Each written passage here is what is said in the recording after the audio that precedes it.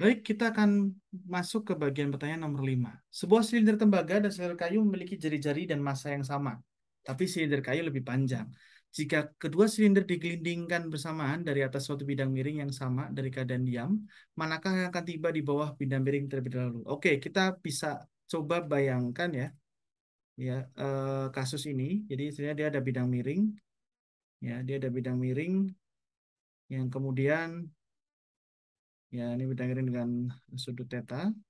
Nah, lalu kemudian ada ceritanya kita bisa lihat dari samping ya. Ini eh, se, eh, s- silinder tembaga dan silinder. Misalkan ini dilihat dari samping ini silinder ya. Dia harusnya dia panjang ke sana. Lalu ketika dia dalam keadaan seperti ini, artinya dia akan mengalami gaya gravitasi arahnya ke bawah sehingga dia di sini punya mg cos theta, lalu dia ke depan itu mg sin theta, ada N di sini, dan ada juga kita bisa bayangkan kalau di sini digelindingkan, artinya dia akan mengalami gerak mengelinding pada saat turun di bawah. Ketika dia mengalami gerak mengelinding, otomatis yang menyebabkan dia mengelinding itu adalah gaya gesek statis yang dialami oleh si benda ini ya, gaya gesek saja ya, yang dia membuat dia berputar mengelinding ke sana. Nah, sedangkan tidak ada gaya lain istilahnya ya yang menyebabkan gerak rotasi kecuali gaya gesek ini. Dan tentu saja kalau kita hubungkan, dia punya percepatan arahnya ke bawah ya, translasi arahnya ke bawah, dia akan punya awal rotasi juga arahnya berputar seiring dengan bagaimana torsi dari F. Nah, kita tahu di sini bahwa sigma F itu akan sebanding dengan AM dikalikan dengan A, translasi ya. Dan juga kita punya sigma torsi itu akan sama dengan I dikali dengan alfa, di mana istilahnya di sini kalau dia tidak slip atau menggelinding sempurna, maka dia akan punya hubungan antara alfa dengan I gitu ya. Di mana T itu adalah alfa dikali dengan R, maka alfa itu adalah A dibagi dengan R. Ya, pada dasarnya tau itu juga akan sebanding dengan A ya. Nah, artinya kalau kita bisa lihat yang akan tiba di bawah bidang terlebih dahulu itu akan sangat berkaitan dengan percepatan. Jadi artinya di sini kalau kita dapatkan dari sini percepatan T itu sangat sebanding dengan sigma tau dibagi dengan I dikalikan dengan R ya.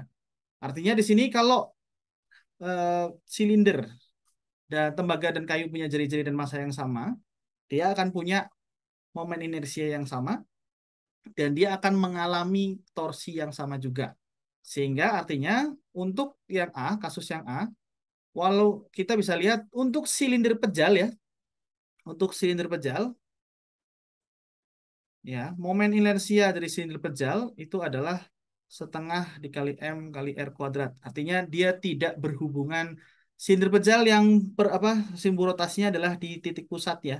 Karena kalau silinder diturunkan dalam keadaan bidang miring seperti ini ya pasti dia berputarnya itu ada pada titik pusat rotasi sini, bukan sepanjang diameter ya. Artinya ini sepanjang diameter pada titik pusat adalah I setengah MR kuadrat ya. Artinya kalau M-nya sama, R-nya juga sama, maka dia akan punya percepatan yang sama sehingga keduanya akan sampai bersamaan ya di bawah.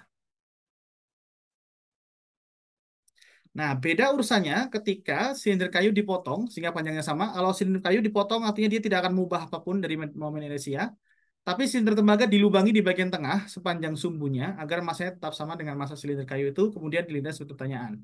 Nah, kalau untuk tembaga, jika ada silinder berongga, ya berongga, di mana maka dia akan punya momen inersia baru yaitu setengah M kali R1 kuadrat ditambah R2 kuadrat. Di mana R1 itu adalah jarak rongganya, jadi dari titik sumbu rotasi kepada permukaan luar.